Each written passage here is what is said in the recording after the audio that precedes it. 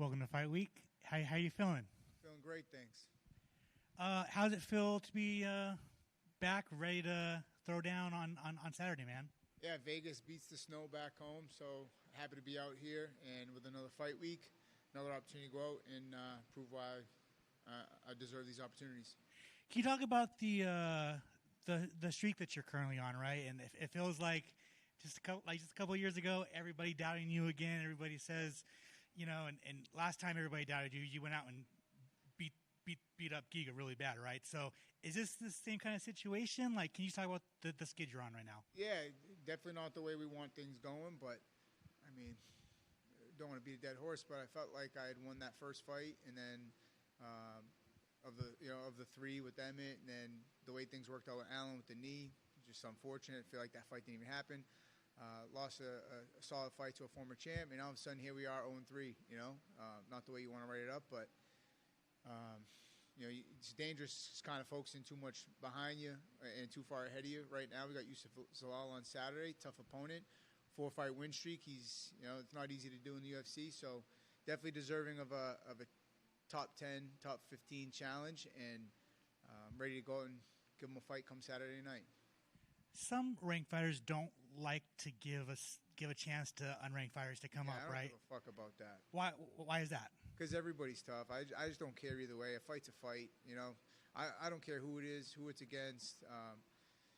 Give me some time for it. I'll be happy for that. It doesn't always happen, but for this one we got time. I'm not getting any younger, and it's about testing myself and proving to myself that I belong at the top of the division. And these guys are just an opportunity for me to do that. I don't care who it is, kind of where they stack up. I let the manager kind of deal with all that shit. You know what I mean? I just focus on beating the guy in front of me every time. What do you think of the matchup with Yusuf? Yeah, tough fighter. Like I said, tough to go 4-0 in the UFC. And he's been able to do that. But I feel like that top 15, top 10, top 5, it just gets different levels, And I plan to prove not only to him and everybody else, but to myself that, I still belong at the top of the division. I don't know if you care about betting odds or anything, but I think he's like a minus 400 favorite. Yeah, I don't care. Cool, good for him. Plenty of underdogs, have gotten their hand raised, and plenty of favorites have lost. So we'll see what's up Saturday night. What do the Patriots have to do next year to? Fuck, man, you really like kicking me when I'm down. Let's talk about the Celtics at least. Where are you at on that one? Yeah, exactly. Everyone wants to talk. Everyone wants to beat you up when you're down.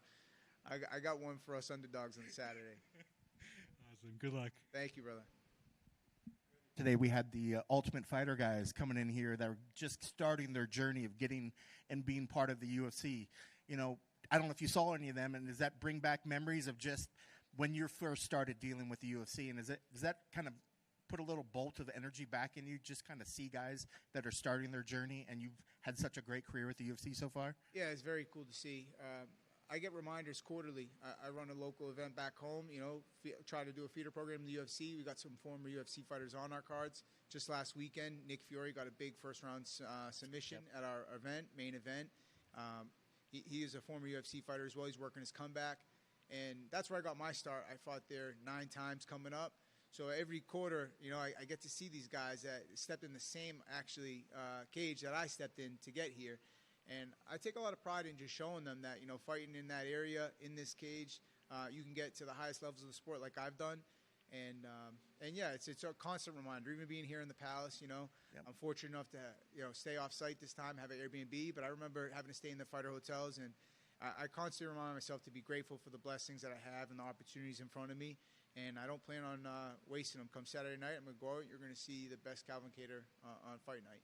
If you had to impart a piece of knowledge to these guys, what would you tell them to do, just dealing with the house, dealing with the pressure, but also just dealing with this opportunity? What would be your bit of advice for them?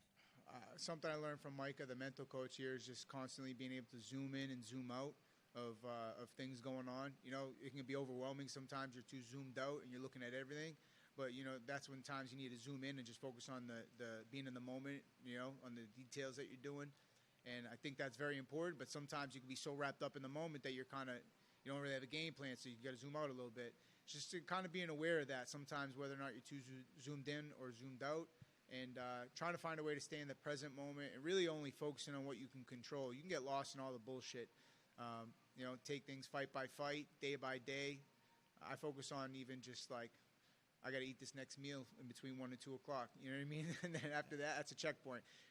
Me and Rob, we talk often about checkpoints consistently. Right now, I'm not even onto the weight cut yet. That's tomorrow. You know, today, media day, stay in the moment. You can do that enough, you know, good things will happen, I feel like.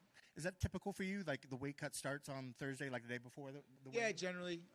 You know, for the most part, we like to get a little bit off then. And if there's anything left on Friday, we'll kind of close out the rest then. But, yeah, weight cuts are never easy. But at the same time, I've gotten so much better at it over the years that, yeah, it's just another one. But also it means you're probably more disciplined throughout the year regardless. You don't let yourself get too far away to make the work so hard when it comes to fight week. And that's part of that process that you're talking about, these guys coming up. It's like how to try to stay within range, you know, as best as you can year-round. It's tough, and especially these guys trying to make the jump from a local promotion to the UFC. It's tough. You know, it's going to be a short notice call a lot of times, you know, and to just stay ready.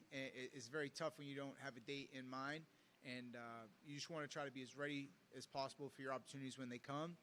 And I'd say that's probably the hardest jump is from, you know, the local shows to the big show and trying to stay ready, not knowing when that date's going to come. But it's exciting too, man, to just kind of relive that whole part. And, well, you get an opportunity on Saturday to get back in the win column. What are your keys to the victory? What do you need to do to make sure you get your hand raised on Saturday? Yeah, just go out and be myself, you know, not get caught up in all the bullshit, kind of like I'm giving these guys advice, you know. I got to take that own advice myself. You know, just zoom in a little bit, focus on what I got to do, checkpoints, not even for the whole fight, but each round, throughout the round, resets, things like that.